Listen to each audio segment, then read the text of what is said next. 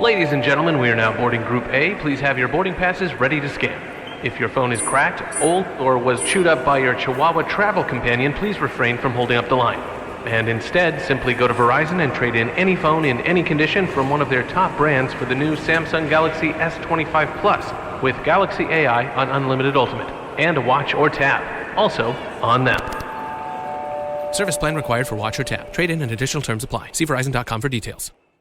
Fall in love with low prices, all in the Kroger app. Get fresh seasonal produce, lean, juicy meats, and all the best prices on all your grocery needs. We have deals on everything from fish in the seafood department to meat and cheese at the deli. Shop these deals at your local Kroger, less than 5 miles away. Or tap the screen now to download the Kroger app to save big today. Kroger, fresh for everyone. Prices and product availability subject to change. Restrictions apply. See site for details.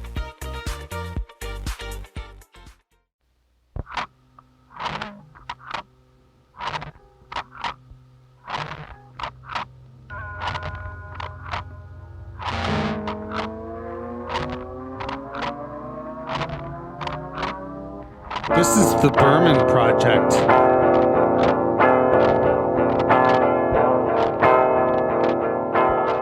Hey, it's JD here, and I'm back for another week of looking through the art of David C. Berman, one track at a time and one poem at a time, of my own journey to mental wellness. So it's a lot. So trigger warning. Some of the stuff that we're going to talk about in this podcast in general is going to get pretty heavy. I can't say for sure, when that's going to happen from me or from David, but it's bound to get heavy. You're familiar with the discography.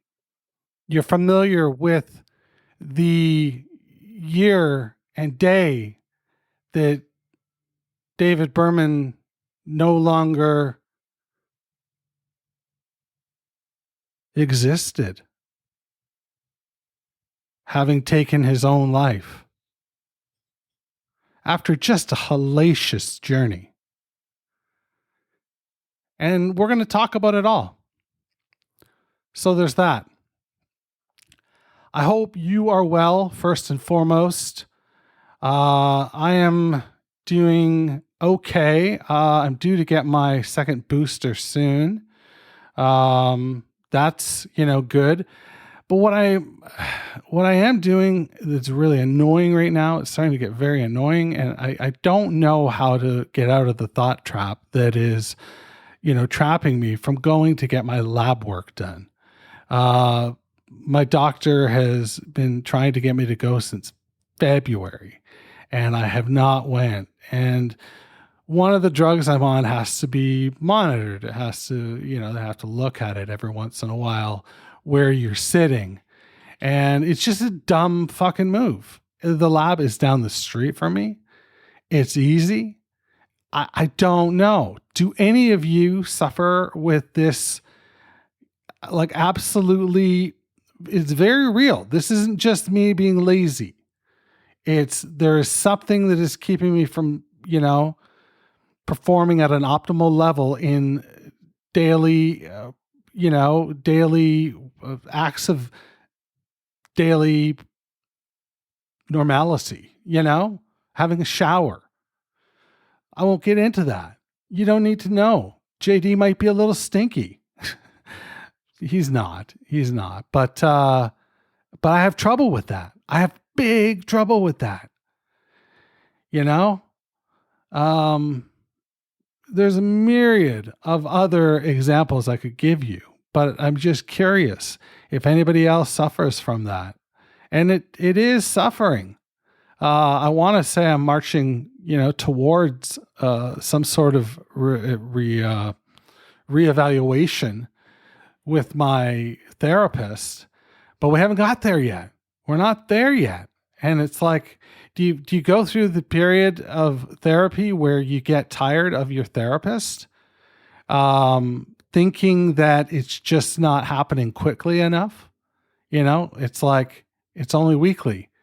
And then I've got, fucking however many hours of a week ahead of me to just think about everything I just talked about, which is ugly and awful. Yeah. I was camping this past week, and one of the things that really I became aware of is how sore my knees are going downstairs. So I'm going to say it here so that I actually have to do it. I'm going to try and start going down a couple flights of stairs in my building every week or every day when I do that. Getting off at the third floor or something like that. Just so that I redevelop those muscles, because I was talking to my mother-in-law and she said something that just slapped me across the face. Like, it was insane, the power of this statement. And she just said, you got to fix it now. Are you going to fix it when you're 80? And it just made me think, yeah, I know I'm not getting any younger. I know that. I'm painfully aware of that. I'm existentially affected by that. But every year you get a little bit older and it gets a little more difficult. On that note, the running program that I started, I have paused. I was camping last week, and I'm going to a cottage this coming week, and then I'm going to Quebec City for a couple days. So it's like I've got a built-in excuse, right? Like, I'm not around home as much, but I'm around home today, and I didn't go out for a run. What the fuck? Now, I did get a lot done. I've got a fucking checklist on the wall, and I got a lot done today. And I'm happy about that. So there's your update on my journey to mental wellness. And I'll tell you that on our journey of songs, this next one is one that I'm not that familiar with. It's called September 1999, and you're listening to it here on The Berman Project.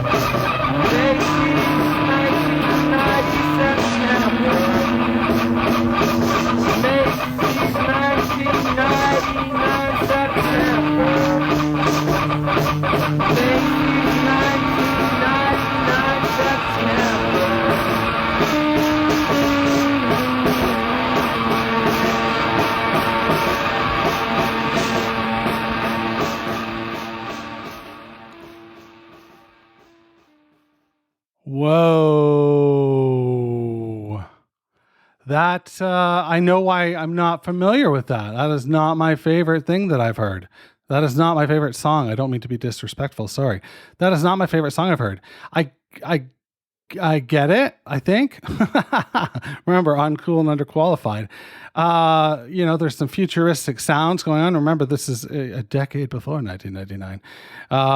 And there's some interesting sounds going on that make it seem sort of futuristic. And if the whole song was as good as the last 17 or 18 seconds are, then I would speak more highly of it. but it's very difficult to discern any lyrics. This is Primordial Ooze, my friends. This is the beginning of Pavement and the beginning of Silver Jews. This is absolutely ground zero, Primordial Ooze. There's not a lot that resembles what we would end up hearing from each of these bands, around the year 1994. But there's elements of what you hear in there that are that exists on earlier works, such as this that we're listening to, and the specifically the second EP I'm thinking of, Demolition Plot J7. So there's that. What did you think of the song? Give me an email, jd@meetingmalkmus.com. I would love to hear what you think and what your vibage is on, September 1999. Am I way off the mark here? I don't know. What do you say we go through a poem now from the tome? Well, it's not really a tome. It's a collection. Sorry, I should say. The collection, Actual Air. And I'm a little off mic here. Sorry. I'm flipping through the pages, which is riveting podcasting. I know. The third poem that we are going to read is called Civics. She had been the court stenographer in the little village for 2 decades when she disappeared into the mountains. I was part of the search party that day. Snow was pending, and the bare branches looked like mounted antlers on the canyon walls. I walked with Glenn from White Moon Insurance for hours through columns of shimmering firs and over ponds frozen over into opal tablets. Until, arriving at an overlook at dusk, we heard that cracking of a hammer echoing through the burnished valley and saw what looked like the old judge and 12 other men and women pitching camp for the night. That is Civics. And if we look up the word civics, civics is like the study of politics, right? The study of rights and duties of a citizenship. Okay, I always assume it, deals with politics, but that makes sense. The rights and duties, the rights are going to come from the rights and duties of citizenship. Wow, this is like a hammer blow for me. It's a little creepy. I'm not going to lie to you. It's my spine tingled. It like for real. Is very vivid imagery here. Very, very on point, detailed storytelling. She had been the protagonist, tells us, or not the protagonist, the narrator tells us off the bat, she had been a court stenographer in the little village for 2 decades when she disappeared into the mountains. Dude, that's like a log line for a film. That's a log line for a TV show. That just sets the page. It sets the tone. You've got a character. You've got a reason to give a shit about them. And a little bit about them as well.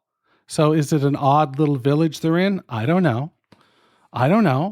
We don't really hear much about it.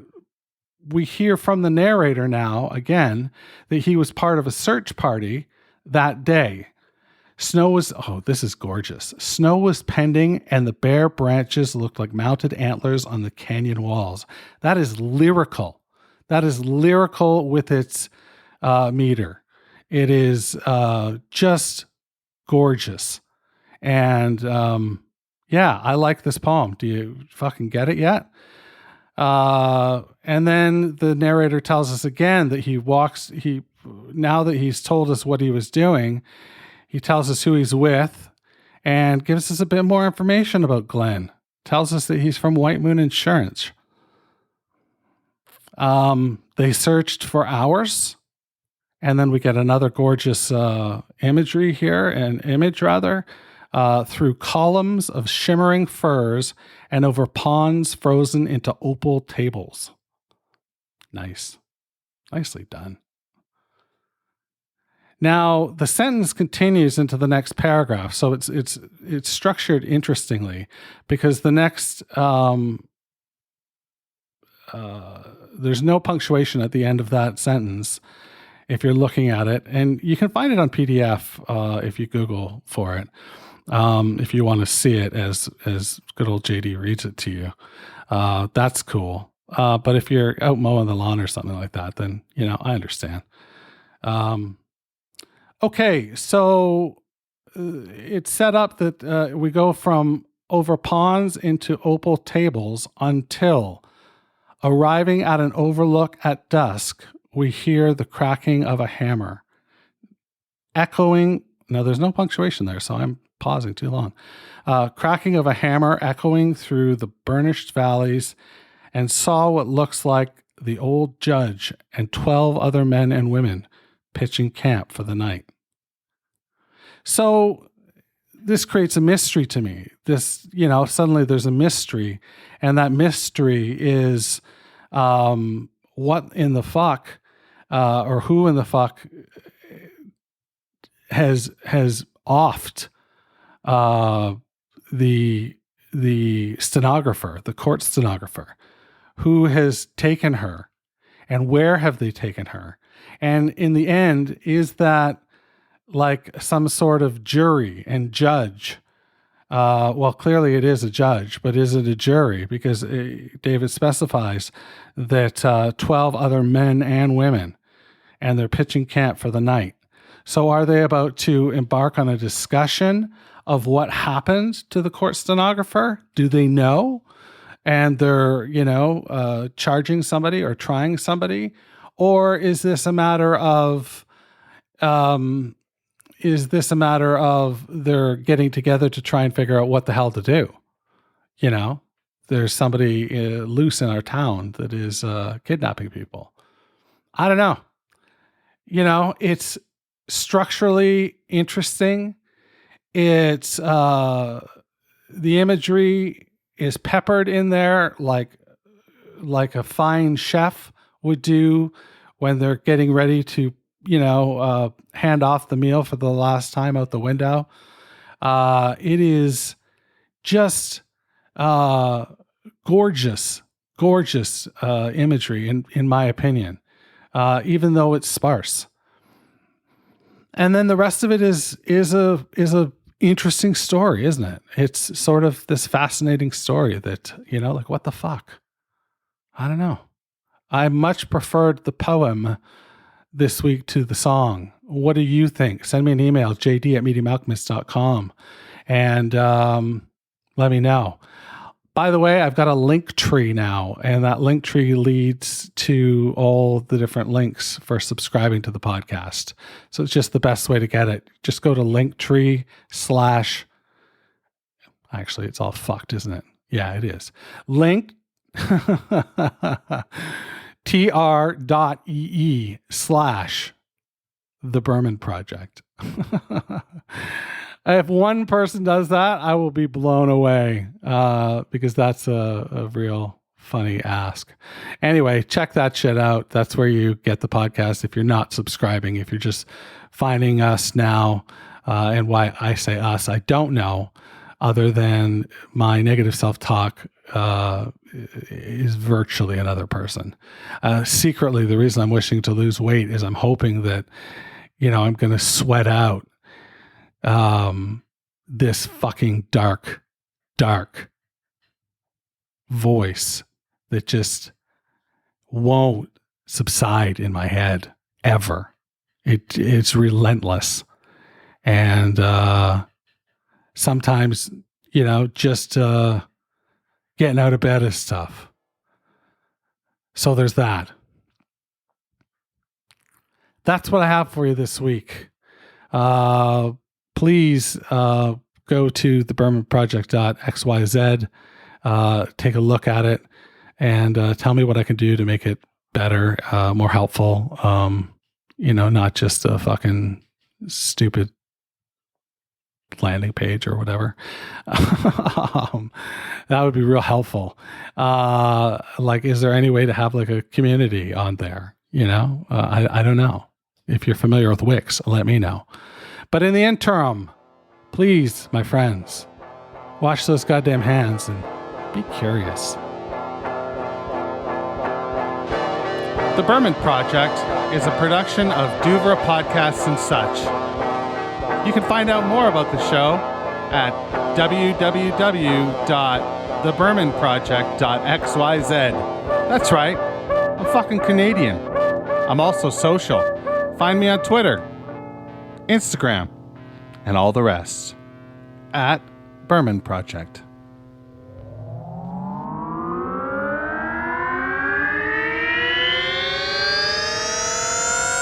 Duvra Podcasts and Such.